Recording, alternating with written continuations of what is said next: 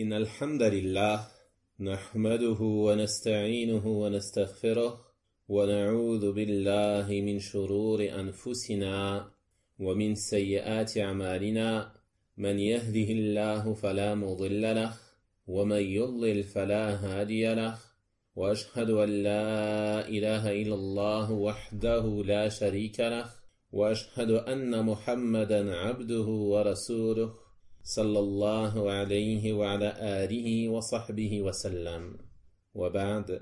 Chers auditeurs, nous allons terminer aujourd'hui la lecture et l'explication du livre Les 6 fondements de l'imam Mohammed ibn Sulaiman al-Tamimi rahimahullah ta'ala. Dans le cours d'hier, nous avons commencé la lecture et l'explication du 5e fondement qui concerne la distinction entre les alliés d'Allah et les alliés du diable. Et on a vu l'explication des versets que l'auteur rahimahullah ta'ala a cités, nous démontrant les principales caractéristiques des alliés d'Allah qui sont entre autres la foi, la piété, la lutte sur le sentier d'Allah subhanahu wa ta'ala, ainsi que le suivi du prophète sallallahu alayhi wa sallam. Après cela, l'auteur rahimahullah ta'ala a dit, par la suite, pour la plupart de ceux prétendant la science et être des guides parmi la création et des protecteurs de la législation, il est advenu que les alliés d'Allah doivent nécessairement délaisser le suivi des messagers. Et quiconque les suit ne fait donc pas partie des alliés d'Allah. Ils doivent obligatoirement délaisser la lutte pour la cause d'Allah. Et quiconque lutte n'en fait pas partie. Ils doivent également délaisser la foi et la piété, car quiconque persévère sur la foi et la piété n'en fait pas partie. Ô Seigneur, nous implorons ton pardon et ta protection. Tu écoutes certes l'invocation, c'est-à-dire tu réponds certes aux invocations. Le cheikh rahimahullah ta'ala attire ici notre attention sur un point important, qui est que nombre d'entre ceux qui sont aujourd'hui qualifiés de saints, de wali, de sayyid ou d'alliés d'Allah subhanahu wa ta'ala sont en réalité des gens parmi les gens les plus pervers ou les plus mécréants, qui bien souvent ne mettent même pas en pratique la religion de l'islam. Et on retrouve cela dans beaucoup de confréries soufis, chez ceux qui considèrent qu'il fait partie des prodiges des vertueux, comme ils le prétendent, qu'ils ne sont plus soumis aux ordres d'Allah, et que les ordres d'Allah ne sont adressés qu'au commun des gens, et non aux saints, aux walis, aux vertueux. C'est pour cela que l'on trouve dans leurs livres des paroles surprenantes à ce sujet. Tu les vois par exemple mentionner parmi, entre guillemets, les mérites de leur wali ou de leur saint, que l'un d'entre eux ne priait jamais, que l'autre ne jeûnait pas le mois de Ramadan, que celui-ci consommait de l'alcool et pratiquait des turpitudes et autres choses semblables. Tout cela car ils prétendent qu'une fois qu'ils ont atteint un certain niveau de foi, qu'ils ont atteint la certitude, ils n'ont plus à se soumettre aux prescriptions religieuses. C'est donc sur cela que le cheikh rahimahullah ta'ala a voulu attirer ici notre attention, afin qu'on ne se fasse pas leurrer par ces innovateurs égarés, et que l'on ait en tête des arguments clairs démontrant que ces gens ne peuvent en aucun cas faire partie des saints, des walis ou des alliés d'Allah. Car s'ils n'ont pas la foi, et qu'ils ne font pas preuve de piété, qu'ils ne se soumettent pas aux ordres d'Allah en les accomplissant, et aux interdits d'Allah en les délaissant, alors ils ne peuvent pas faire partie des alliés d'Allah. Et bien que ceci peut paraître une chose évidente pour toute personne douée de raison, sachez que nombre de personnes, jusqu'à aujourd'hui, ont pour conviction que le wali, le saint ou autre, n'est plus soumis aux ordres d'Allah wa l'iyadu billah. Et Cheikh al-Islam, Ibn Taymiyyah rahimahullah ta'ala, a écrit un livre immense à ce sujet. Il est intitulé « La distinction entre les alliés du tout miséricordieux et les alliés du diable ». Et nous allons ici citer quelques passages de ce livre de manière approximative et résumée. Il dit dans ce livre, rahimahullah, Allah a certes expliqué dans son livre et la sunna de son messager sallallahu alayhi wa sallam qu'Allah a des alliés parmi les gens et que le diable a aussi des alliés. Il a donc fait la distinction entre les alliés du tout miséricordieux, les alliés d'Ar-Rahman, et les alliés du diable, les alliés du shaytan. Puis le cheikh rahimahullah ta'ala a cité 2 passages du Coran. Le premier, ce sont les versets 62 à 64 de Surat Yunus, dont la traduction des sens rapprochés En vérité, les alliés d'Allah seront à l'abri de toute crainte et ils ne seront point affligés. Ceux qui croient, ceux qui ont la foi, et qui font preuve de piété, c'est-à-dire à l'égard d'Allah, qui se soumettent à ses ordres, en les accomplissant, et à ses interdits en les délaissant. Il y a pour eux une bonne annonce dans la vie d'ici-bas, tout comme dans la vie de l'au-delà. Il n'y aura pas de changement aux paroles d'Allah, voilà l'énorme succès. Puis le cheikh, rahimahullah ta'ala, après avoir cité ces versets nous démontrant les caractéristiques principales des alliés d'Allah qui sont la foi et la piété, il a mentionné un verset nous mentionnant les alliés du diable, qui sont les versets 98 à 100 de Surat An-Nahl. Dans la traduction des sens rapprochés, lorsque tu lis le Coran, demande la protection d'Allah contre le diable banni. Il n'a aucun pouvoir sur ceux qui croient, ceux qui ont la foi, et qui placent leur confiance en leur Seigneur. Il n'a de pouvoir que sur ceux qui le prennent pour allié. Les gens du tafsir ont dit, c'est-à-dire ceux qui l'adorent, ceux qui lui obéissent, qui se soumettent au shaitan en désobéissant à Allah, en délaissant ses ordres, en transgressant ses interdits. Donc le diable, il n'a de pouvoir que sur ceux qui le prennent pour allié et qui donnent des associés à Allah. Après cela, Cheikh l'Islam, rahimahullah ta'ala, nous dit, il est donc obligatoire de distinguer entre ces deux catégories. Comme Allah et son messager, sallallahu alayhi wa sallam, ont distingué entre eux. Les alliés d'Allah sont les croyants, les vertueux, ce sont ceux qui ont cru en Allah, ceux qui l'ont pris pour allié, ceux qui aiment ce qu'Allah aime, ceux qui détestent ce qu'Allah déteste, ceux qui agréent ce qu'Allah agrée, ceux qui se mettent en colère pour ce qui met en colère Allah, ceux qui ordonnent ce qu'Allah ordonne, ceux qui interdisent ce qu'Allah interdit, et ainsi de suite. C'est cela les vrais alliés d'Allah.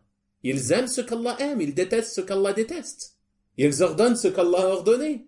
Ce n'est pas ceux qui délaissent les ordres d'Allah et transgressent ses interdits. Ensuite, il nous dit, rahimahullah, par conséquent, nul ne peut être un allié d'Allah, nul ne peut être un wali, sauf ceux qui ont cru en lui, cru en Allah, et en ce avec quoi est venu le messager sallallahu alayhi wa sallam. Et quiconque prétend aimer Allah et être son allié, alors qu'il ne suit pas le messager sallallahu alayhi wa sallam, il ne fait alors pas partie des alliés d'Allah. Celui qui ne suit pas le prophète sallallahu alayhi wa sallam, il ne fait pas partie des alliés d'Allah. Il nous dit, rahimahullah, au contraire, quiconque s'oppose à lui, quiconque s'oppose au messager sallallahu alayhi wa sallam, fait partie des ennemis d'Allah et des alliés du diable. Allah subhanahu wa ta'ala a dit, قُلْ إِن كُنْتُمْ تُحِبُّونَ اللَّهَ فَاتَّبِعُونِي يُحْبِبْكُمُ اللَّهُ. Dis, si vous aimez vraiment Allah, alors suivez-moi, Allah vous aimera. Et on a vu dans le cours d'hier qu'il n'est pas possible d'aimer Allah sans suivre son messager. Celui qui dit qu'il aime Allah et qui ne suit pas son messager sallallahu alayhi wa sallam, alors c'est un menteur. Il n'aime pas vraiment Allah subhanahu wa ta'ala. Ensuite le cheikh, rahimahullah, cheikh l'Islam, nous dit dans ce livre, les gens diffèrent donc en termes d'alliance à Allah selon leur différence en termes de foi et de piété. C'est-à-dire que plus la personne a la foi et plus la personne est pieuse, plus elle a un haut rang et un haut degré d'alliance à Allah subhanahu wa ta'ala. De la même manière, ils diffèrent en termes d'inimitié à Allah selon leurs différences en termes de mécréance et d'hypocrisie. Ainsi, celui qui ne se rapproche pas d'Allah, n'accomplit pas de bonnes actions, ne délaisse pas les mauvaises actions, il ne fait pas partie des alliés d'Allah. Il n'est donc permis à personne de croire que ce dernier est un allié d'Allah. Ceux que les soufis décrivent comme ayant des prodiges qui sont de délaisser la prière, de ne pas jeûner le mois de Ramadan, d'avoir le droit de commettre des turpitudes, ceux-là, ce ne sont pas des alliés d'Allah. Ils ne délaissent pas les mauvaises actions, ils n'accomplissent pas de bonnes actions. Le cheikh rahimahullah ta'ala nous dit ensuite, alors qu'en est-il s'il sait qu'il fait ce qui annule l'alliance à Allah, comme le fait de savoir qu'il ne croit pas en l'obligation de suivre le prophète sallallahu alayhi wa sallam. Il croit qu'il n'est pas obligé de suivre le prophète sallallahu alayhi wa sallam. Il renie la sunna. Il y a beaucoup de gens aujourd'hui qui renient la sunna, wal'iyadu billah, qui prétendent ne suivre que le Coran. Alors qu'en réalité, en faisant cela, ils renient également le Coran, car le Coran ordonne le suivi de la sunna. Donc celui qui ne croit pas en l'obligation de suivre le prophète sallallahu alayhi wa sallam, il a annulé son alliance à Allah. Il nous dit, ou qu'ils croient que les alliés d'Allah ont une voie menant à Allah autre que la voie des prophètes. Et ça, c'est très courant chez les soufis. Ils pensent que leur gourou, leur cheikh, leur wali ou je ne sais quoi, reçoit directement la révélation de la part d'Allah. Ils sont inspirés directement dans leur cœur, sans intermédiaire. Ils prétendent ensuite qu'Allah les a dispensés de la prière, les a dispensés du jeûne et ainsi de suite. Donc le cheikh, rahimahullah ta'ala, il nous dit par conséquent, quiconque manifeste l'alliance à Allah sans accomplir les obligations ni délaisser les interdits, ou en faisant ce qui annule cela, il ne revient alors à personne de dire que ce dernier est un allié d'Allah. Il n'est pas permis de dire que c'est un wali, ni un sayyid. Il fait partie des plus pervers parmi les gens. Comment pourrait-il être un allié d'Allah? Ensuite, le cheikh, rahimahullah ta'ala, attire notre attention sur un point important. Il dit, ce n'est pas une condition pour l'allié d'Allah d'être infaillible. Car on vient de dire que l'allié d'Allah, c'est celui qui a la foi et qui fait preuve de piété à l'égard d'Allah, qui se soumet à ses ordres en les accomplissant et se soumet à ses interdits en les délaissant. Donc on pourrait penser que, du simple fait que la personne commet un péché ou se trompe, alors elle ne fait pas partie des alliés d'Allah. Non. Le cheikh, il nous dit, ce n'est pas une condition pour l'allié d'Allah d'être infaillible et de ne commettre aucune erreur. Au contraire, il se peut qu'il ignore une partie de la science et de la législation, ou que certaines affaires de la religion lui soient confuses. Il peut donc se tromper. Il peut dire des paroles qui sont fausses, il peut dire des paroles erronées. Par conséquent, étant donné qu'il se peut que l'allié d'Allah se trompe, ça c'est très important, méditez sur cela.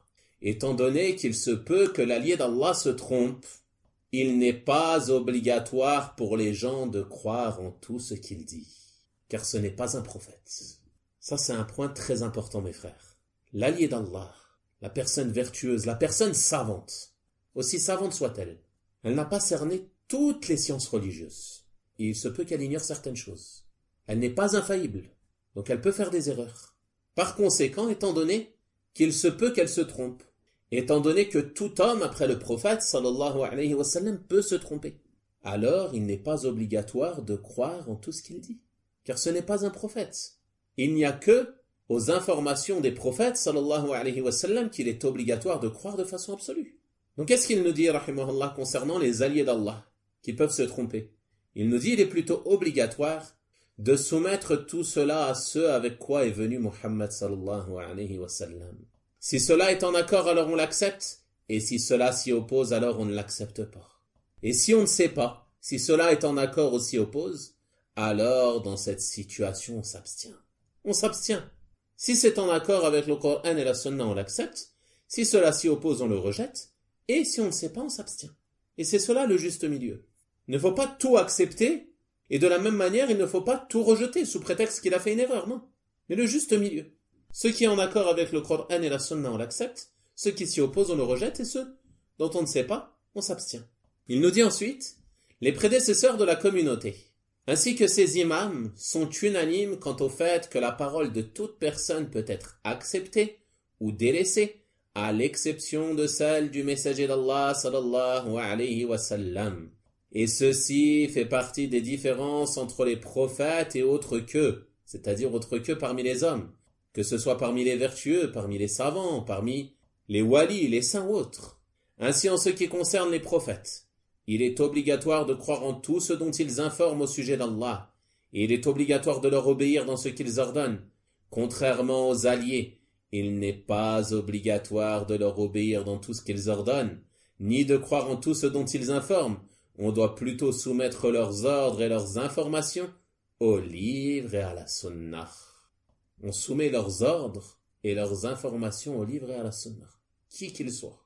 Ce qui est conforme, il est obligatoire de l'accepter, ce qui s'y oppose est rejeté même si son auteur fait partie des alliés d'Allah.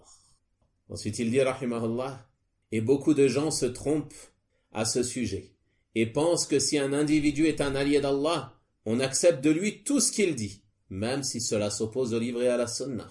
Il se conforme donc à cela pour lui et s'oppose à ce avec quoi Allah a envoyé son messager sallallahu alayhi wa sallam, qui est celui dont Allah a prescrit à l'ensemble de la création le fait de le croire en ce dont il informe et de lui obéir en ce qu'il ordonne. Celui qui exagère au sujet de certains individus, qui leur donne un rang qui n'est pas le leur, qui pense qu'ils font partie des alliés d'Allah ou des personnes les plus savantes, à cause de son exagération, qu'est-ce qu'il va faire? Il va croire en tout ce que dit cette personne. Et il va lui obéir dans tout ce qu'elle ordonne. Il va suivre toutes ses fatwas, par exemple. Même si sa fatwa est clairement erronée et s'oppose clairement au texte du Coran et de la Sunna. Même si son mensonge est avéré, que tout vient démontrer que c'est un menteur, qu'il ment sur les gens, qu'il les calomnie. Alors il ne le croit pas. Pourquoi? Car il exagère à son sujet, il pense que cette personne ne peut pas mentir. Un excès de bonne pensée. Et ça, c'est une grave erreur qui mène beaucoup de gens à l'égarement, Wallahu al-Musta'an. Le Cheikh, rahimahullah ta'ala, nous dit, et il a fait de lui, c'est-à-dire Allah a fait du prophète, sallallahu alayhi wa sallam, la distinction entre ses alliés et ses ennemis, entre les gens du paradis et les gens de l'enfer, entre les bienheureux et les malheureux. Ses alliés sont ceux qui le suivent, et ses ennemis sont ceux qui s'opposent à sa voie. Les gens du paradis sont ceux qui le suivent, et les gens de l'enfer sont ceux qui refusent de le suivre, et ainsi de suite. Ainsi, quiconque le suit fait partie des alliés pieux d'Allah, et quiconque ne le suit pas fait partie des ennemis d'Allah. L'opposition au messager sallallahu alayhi wa sallam et la conformité à cet individu, c'est-à-dire la conformité à cet individu que ces gens pensent être un wali ou un saint, les conduit donc dans un premier temps à l'innovation, à l'égarement, puis à la mécréance et l'hypocrisie. Demande à Allah subhanahu wa ta'ala de nous en préserver. Pourquoi? Car ils vont suivre cet homme et délaisser la sunna du messager d'Allah sallallahu alayhi wa sallam. Il va leur ordonner des choses contraires au Coran et à la sunna et ils vont lui obéir. Ils se mettent donc en danger. Ensuite, le cheikh nous explique pourquoi les gens prétendent qu'un tel ou un tel, parmi ceux qu'ils appellent Sidi Fulan ou je ne sais quoi, pourquoi ils prétendent que c'est un wali ou un saint. Le cheikh nous dit, et tu verras que beaucoup d'entre eux ne se basent pour dire que cet individu est un allié d'Allah que sur le fait qu'il lui aurait été dévoilé certaines choses de l'invisible au sujet de certaines affaires, ou qu'il a fait certaines actions sortant de l'ordinaire. Ou bien ils vont te dire il a averti sur des choses futures, comme le font les devins, wal'iyadu billah. Ou alors ils vont te dire il a fait des choses qui sortent de l'ordinaire. On l'a vu voler dans le ciel, on l'a vu marcher sur l'eau, on l'a vu se jeter dans le feu sans être brûlé, et ainsi de suite parmi les choses pouvant sortir de l'ordinaire. Le cheikh rahimahullah ta'ala nous dit aucune de ces choses ne prouve que leur auteur soit un allié d'Allah. Aucune de ces choses. Au contraire, les alliés d'Allah sont unanimes quant au fait que si un homme vole dans les airs ou marche sur l'eau, alors on ne se fait pas leurrer par lui jusqu'à ce qu'on observe son suivi du messager d'Allah sallallahu alayhi wa sallam et sa conformité à ses ordres et ses interdits. Même si un homme vole dans le ciel, qu'il marche sur l'eau, qu'il fait des choses qui sortent de l'ordinaire, on ne se laisse pas leurrer par cela. Il se peut que ce soit un sorcier qui se fasse aider par les démons et ainsi de suite. Donc qu'est-ce qu'on va faire? On va regarder la situation de cet homme. Qui est-il? Est-ce que c'est une personne vertueuse? Est-ce que c'est une personne qui s'applique à suivre le messager d'Allah sallallahu alayhi wa sallam, qui se conforme à ses ordres, à ses interdits? Ou est-ce que c'est une personne perverse qui passe son temps dans les péchés, la transgression et les turpitudes et dans le délaissement des bonnes actions? C'est cela qu'il faut observer, non pas ces choses qui sortent de l'ordinaire. Et le cheikh nous dit, et les prodiges des alliés, des awliya, ils sont bien plus immenses que cela, ils sont bien plus immenses que le simple fait de marcher sur l'eau, de voler dans les airs. Ensuite il dit, et ces choses qui sortent de l'ordinaire, même si leur auteur est un allié d'Allah, il se peut aussi qu'il soit un ennemi d'Allah. C'est-à-dire que ces choses qui sortent de l'ordinaire, elles n'arrivent pas forcément qu'aux alliés d'Allah. Il dit en effet, ces choses arrivent à de nombreuses personnes, parmi les mécréants, les polythéistes, les gens du livre et les hypocrites. Elles arrivent aussi aux gens de l'innovation et peuvent provenir des diables. Elles peuvent provenir des démons. Ils vont le porter par exemple dans le ciel. Ils vont le porter pour laisser paraître aux gens qu'ils marchent sur l'eau et autre chose semblable. Il n'est donc pas permis de croire que toute personne à qui ces choses arrivent est un allié d'Allah. Mais les alliés d'Allah sont considérés par leurs caractéristiques, leurs actes et leurs situations indiquées dans le livre et la sunna. Quelles sont leurs caractéristiques, leurs actes et leurs situations indiquées dans le livre et la sunna? On a dit la foi, la piété, se conformer aux ordres d'Allah, délaisser ses interdits, suivre le messager d'Allah sallallahu alayhi wa sallam. C'est comme cela qu'on les reconnaît. Ensuite, le cheikh rahimahullah ta'ala nous donne une faïda, un bénéfice très intéressant. Il dit, et il convient de savoir que les prodiges peuvent avoir lieu selon le besoin de l'homme. Une personne, lorsqu'un prodige lui est accordé, elle peut être leurrée par le diable et penser que cette chose lui a été accordée en raison de la force de sa foi. Et en réalité, il se peut que cela lui soit accordé au contraire en raison de la faiblesse de sa foi. Il nous dit, rahimahullah, il convient de savoir que les prodiges peuvent avoir lieu selon le besoin de l'homme. Ainsi, s'il en a besoin à cause de la faiblesse de sa foi, il lui en est accordé de sorte à renforcer sa foi et combler son besoin. C'est-à-dire qu'Allah subhanahu wa ta'ala va lui accorder cette chose afin que sa foi augmente. Non pas parce qu'il avait la foi forte à la base, au contraire, sa foi était faible. Donc il lui a accordé cela afin que sa foi augmente et se raffermisse. Il nous dit, et celui dont l'alliance à Allah est plus complète se passe de cela. Il ne lui arrive donc pas la même chose que le précédent, de par son rang éminent et parce qu'il n'en a pas besoin, non pas par la faiblesse de son alliance. C'est-à-dire qu'il se peut qu'une personne fasse partie des alliés d'Allah, mais ne reçoive aucun prodige, car elle n'en a pas besoin en réalité. Sa foi est forte, elle n'a pas besoin de cela pour raffermir sa foi. Et il dit, rahimahullah, c'est pour cela que ces choses furent plus nombreuses chez les tabi'in, qui sont ceux de la génération qui suit celle des compagnons. Ces choses furent plus nombreuses chez les tabi'in que chez les compagnons, radiyallahu anhum. Ceci était donc quelques passages du livre de Cheikh l'Islam Ibn Taymiyyah, rahimahullah ta'ala, que comme j'ai dit, je ne les ai mentionnés que de manière approximative et résumée.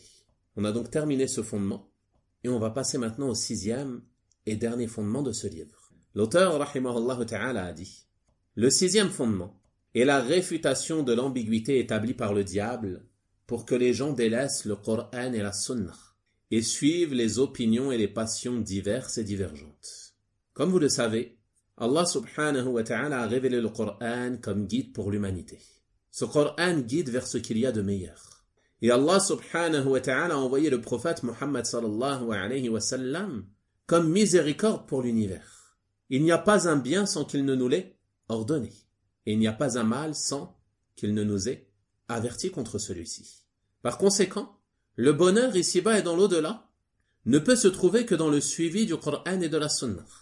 Et c'est pour cela que le diable et ses alliés font tout pour détourner les gens du Coran et de la Sunna. Et ils utilisent pour cela différents procédés.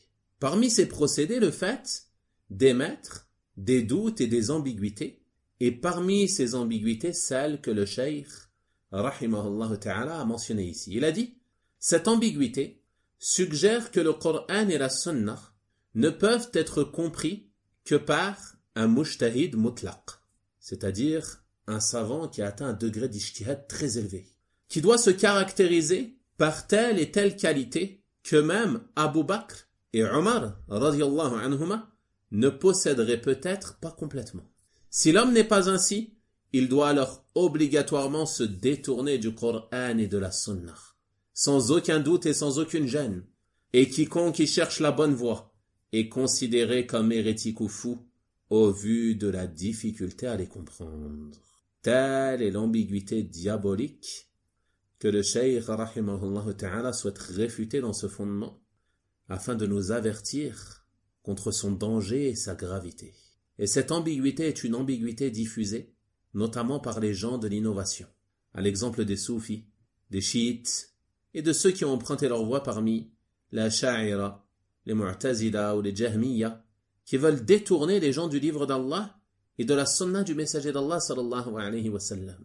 Certains ont donc prétendu que pour comprendre le Coran et la sunna, il fallait avoir atteint un degré de science éminent et remplir de nombreuses caractéristiques qui, comme nous le dit l'auteur, ne se retrouvent peut-être pas complètement chez Abu Bakr et Omar, radiyallahu anhuma, les deux meilleurs hommes de la communauté après le prophète sallallahu alayhi wa sallam. Ils ont donc dit que celui qui n'atteint pas ce degré ne peut pas comprendre le Coran et la Sunna. Et il n'a pas le droit de chercher à être guidé en lisant le Coran et la Sunna. S'ils lisent le Coran, c'est seulement pour la bénédiction de la lecture. S'ils lisent la Sunna, c'est seulement pour rechercher la bénédiction de sa lecture. Et c'est ce qu'on retrouve chez les soufis. Ils lisent le Coran sans chercher à le comprendre. Ils lisent les hadiths du prophète sallallahu alayhi wa sallam sans chercher à les comprendre, comme ils le font dans de nombreux pays. Ils vont par exemple lire après certaines prières Sahih al-Bukhari, sans explication, sans chercher à comprendre ces hadiths. Pourquoi? Car selon eux, ils ne peuvent pas comprendre ces hadiths. Ils ne recherchent pas la science, la lumière à travers ces hadiths. Ils ne recherchent que la bénédiction de la lecture. Et ils disent cela donc, que l'on ne peut pas comprendre le Coran et la Sunna afin d'égarer les gens et de les détourner du Coran et de la Sunna. Comme ça, une fois qu'ils les ont détournés de cela, que les gens ne vont plus chercher à comprendre le Coran et la Sunna, ils peuvent leur suggérer toute forme d'égarement et d'ambiguïté. Ils peuvent donner de fausses interprétations au texte du Coran et de la Sunna. Et si les gens reviennent au Coran et la Sunna et découvrent la fausseté de leurs paroles, ils vont leur dire « Mais toi, tu ne peux pas comprendre. C'est ta compréhension à toi, elle n'est pas bonne, elle est fausse. Tu n'as pas le niveau pour comprendre le Coran et la Sunna. » Aussi, certains prétendent que le Coran a un sens apparent et un sens caché. Alors les faibles d'esprit qui n'ont pas de science croient en cette ambiguïté et se disent qu'ils ne peuvent saisir du Coran que son sens apparent, et qu'ils n'ont pas les outils pour comprendre le sens caché, donc ils ne vont plus chercher à tirer profit de la lecture du Coran. Et tout ceci a pour but de les détourner de la mise en pratique du Coran et de la Sunna. L'auteur, rahimahullah ta'ala, nous dit « Gloire et louange à Allah, qui a donné tant de preuves religieuses et empiriques qui réfutent cette ambiguïté maudite sous différents aspects, à tel point que ceci atteint le statut des choses nécessairement connues de tous. » Et parmi les versets explicites la réfutant, il y a la parole d'Allah subhanahu wa ta'ala, qu'il répète à plusieurs reprises dans Surat Al-Qamar, lorsqu'il dit « وَلَقَدْ يَسَّرْنَا الْقُرْآنَ لِلذِّكْرِ فَهَلْ مِن مُدَّكِرٍ » En effet, nous avons rendu le Coran facile, simple, pour la méditation. Y a-t-il quelqu'un pour réfléchir? L'éminent cheikh, l'imam As-Sa'di rahimahullah ta'ala, a dit dans le tafsir de ce verset, c'est-à-dire nous avons simplifié et facilité ce noble Coran, simplifié et facilité ces termes pour leur mémorisation et leur transmission, facilité et simplifié ces sens pour la compréhension et la science, car c'est la meilleure parole et la plus véridique et la plus explicite. Toute personne qui se tourne vers celle-ci, vers ce Coran, Allah lui facilite ce qu'il recherche de la plus grande manière et lui simplifie. Et il dit le dhikr ici, la méditation, elle englobe tout ce sur quoi peut méditer ce qui œuvre parmi les choses licites et illicites, les règles des ordres et des interdits, les règles liées à la rétribution, les exhortations, les croyances, les informations, et ainsi de suite. Donc on voit à travers ce verset qu'Allah subhanahu wa ta'ala a simplifié cela. Eux, ils viennent et ils disent que l'on ne peut pas comprendre le Coran. Lorsque tu lis le Coran et qu'Allah subhanahu wa ta'ala dit « Wa aqimu s-salah » accomplissez la prière. Tu comprends qu'Allah t'ordonne d'accomplir la prière. Lorsque tu lis le Coran et que tu lis qu'Allah subhanahu wa ta'ala a dit « Wa la taqrabu z-zina » et n'approchez pas la fornication. Tu comprends clairement qu'Allah subhanahu wa ta'ala a interdit cela. Et ainsi de suite parmi les versets qui sont clairs et évidents pour toute personne qui va lire le Coran. Donc comment pourrait-on prétendre que l'on ne peut pas le comprendre? Bien sûr, il y a certaines choses qui peuvent être équivoques pour certaines personnes. Et pour cela, on revient au livre de tafsir de nos savants, qui nous ont clarifié l'essence de ces versets. Mais dire de manière absolue que l'on ne peut pas comprendre le Coran et la Sunna, c'est une grave parole qui mène à l'égarement. Allah subhanahu wa ta'ala a dit aussi au verset 89 de Surat An-Nahl وَنَزَّلْنَا عَلَيْكَ الْكِتَابَ تِبْيَانًا لِكُلِّ شَيْءٍ وَهُدًى وَرَحْمَةً وَبُشْرَى لِلْمُسْلِمِينَ. Et nous avons fait descendre sur toi le livre, c'est-à-dire le Coran, comme un exposé explicite de toute chose. Un exposé explicite, pas un exposé incompréhensible, un exposé explicite de toute chose, ainsi qu'un guide, une grâce et une bonne annonce aux musulmans. L'éminent cheikh As-Sa'di rahimahullah ta'ala dit dans le tafsir de ce verset, nous avons fait descendre sur toi le livre comme un exposé explicite de toute chose, c'est-à-dire aussi bien dans les fondements de la religion que dans ses branches. Puis il dit rahimahullah, il est explicite de la manière la plus complète par des termes clairs et des sens évidents. C'est pour cela que l'auteur rahimahullah ta'ala termine en disant, seulement la plupart des gens ne savent pas. Ne méditent pas sur le Coran. Ils le lisent simplement pour rechercher la bénédiction. Ils ne cherchent pas à le comprendre, wallahu al-musta'an. Puis le cheikh, rahimahullah ta'ala, a cité des versets de Surat Yasin, qui sont les versets 7 à 11, dont la traduction des sens rapprochés. En effet, la parole contre la plupart d'entre eux s'est réalisée. Ils ne croiront donc pas. Nous mettrons des carcans à leur cou, il y en aura jusqu'au menton. Et voilà qu'ils iront tête dressée. Et nous mettrons une barrière devant eux, une barrière derrière eux. Nous les recouvrirons d'un voile, et voilà qu'ils ne pourront rien voir. On demande à Allah subhanahu wa ta'ala de nous en préserver. cela leur est égal que tu les avertisses et que tu ne les avertisses pas, ils ne croiront jamais. Tu avertis seulement celui qui suit le rappel, celui qui suit le Coran, et craint le tout miséricordieux malgré qu'il ne le voit pas. Annonce-lui un pardon et une récompense généreuse. Donc tout ce que l'on vient de mentionner réfute cette ambiguïté satanique, appelant au délaissement du Coran et de la Sunna. Et j'attire votre attention ici, avant de conclure, sur le fait qu'il y a des gens aujourd'hui qui, sciemment ou non, volontairement ou non, reprennent indirectement cette ambiguïté en appelant les gens à se conformer de façon absolue à une école de jurisprudence, à un madhab, et à ne pas contredire le madhab même si un hadith te parvient démontrant la fausseté de l'avis du madhab. Et ceux qui appellent à cela te disent « Tu ne peux pas suivre le hadith. » Pourquoi ? Car selon eux, tu n'as pas le niveau pour comprendre le hadith. Vous voyez, ils reprennent cette ambiguïté en réalité. Tu n'as pas le niveau pour comprendre le hadith. Même si tu vois clairement que l'avis du madhab contredit le hadith explicite du prophète sallallahu alayhi wa sallam, ils te disent tu dois suivre le madhab. Tu ne suis pas le hadith.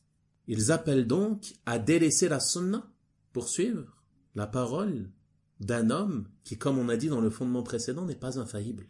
Un homme dont la parole doit être évaluée en fonction de sa conformité ou non au texte du Coran et la sunna. Il ne fait aucun doute que cet appel qui est très présent aujourd'hui chez nombre de ceux qui se mettent en avant dans la prédication, surtout dans la sphère francophone, et qui appellent à suivre un madhab de façon absolue, il n'y a pas de doute que cet appel est un égarement évident, car c'est une manière indirecte d'appeler au rejet de la vérité et d'appeler au suivi absolu d'un homme autre que le messager d'Allah, sallallahu alayhi wa sallam. C'est pour cela que Cheikh l'Islam Ibn Taymiyyah rahimahullah ta'ala a dit, selon le sens résumé de sa parole, que l'avis préconisant l'obligation d'obéir à autre que le prophète sallallahu alayhi wa sallam dans tout ordre et tout interdit est contraire à l'ijma', est contraire à l'unanimité. Et sa permission, le fait de permettre aux gens de suivre un madhab de façon absolue, comprend ce qu'elle comprend comme méfait. Et parmi les plus grands méfaits, le fait d'appeler les gens à délaisser les paroles claires et explicites du messager d'Allah sallallahu alayhi wa sallam pour la parole des savants du madhab. Bien sûr, il n'y a pas de mal à suivre un madhab. Il n'y a pas de mal à apprendre la jurisprudence selon un madhab particulier. Il n'y a aucune gêne en cela. Mais le problème, c'est le fanatisme pour le madhab. Et le fait d'appeler les gens à se conformer au madhab, même si la vérité leur apparaît dans la parole d'un autre madhab, et qu'ils jugent cette parole plus proche des preuves. Certains parmi eux, qu'est-ce qu'ils disent ? Même si tu as étudié un sujet, et que tu as vu parmi les preuves qu'un avis autre que celui du madhab est l'avis prépondérant, tu dois continuer de suivre le madhab. Et tu ne dois pas t'opposer au madhab, comme si le madhab avait le statut de la sunna du messager d'Allah sallallahu alayhi wa sallam. Donc ceci était une petite parenthèse à ce sujet, car cela est lié à ce fondement que l'auteur rahimahullah ta'ala a mentionné. Et malheureusement, cette ambiguïté est très répandue aujourd'hui dans la sphère francophone et elle méritera en réalité une réfutation détaillée. On demande à Allah subhanahu wa ta'ala de faciliter cela. Enfin, l'auteur conclut en disant « Voici la fin de cet épître, et la louange est à Allah, Seigneur de l'univers, et que la prière et le salut soient sur notre maître Muhammad, ainsi que sur sa famille et ses compagnons, jusqu'au jour de la rétribution. » Nous avons donc terminé la lecture et l'explication de cette épître bénéfique, les 6 fondements, écrite par l'imam Muhammad ibn Sulaiman al-Tamimi rahimahullah ta'ala, qu'Allah subhanahu wa ta'ala le récompense et lui accorde sa pleine rétribution au jour de la résurrection. Ce qui était juste provient d'Allah subhanahu wa ta'ala, et les erreurs et les manquements ne proviennent que de moi et du diable, et je demande à Allah subhanahu wa ta'ala de me pardonner. Wa sallallahu wa sallama wa baraka ala nabiyyina Muhammad wa ala alihi wa sahabatihi ajma'in. والحمد لله رب العالمين وجزاكم الله خيرا.